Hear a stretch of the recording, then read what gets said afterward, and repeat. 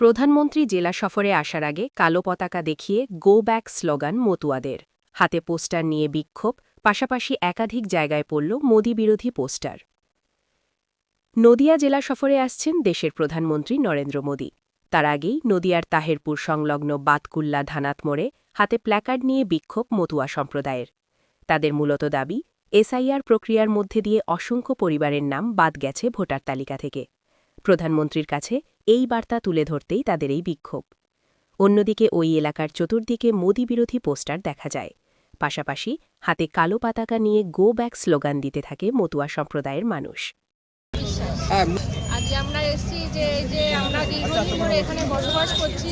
আমাদের বসবাস করা সত্ত্বেও আমাদের Aadhaar card, ration card, voter card সব থাকা সত্ত্বেও যে এসআইআর যেটা চালু হয়েছে, এটির জন্য অনেকের, আমাদের আত্মীয় স্বজন, আমাদের অনেকেরই নাম কাটা যাচ্ছে। এটা যাতে না হয় তার জন্য আমরা আজকে তো নরেন্দ্র মোদি আসছেন। হ্যাঁ, উনি আসছেন আজকে।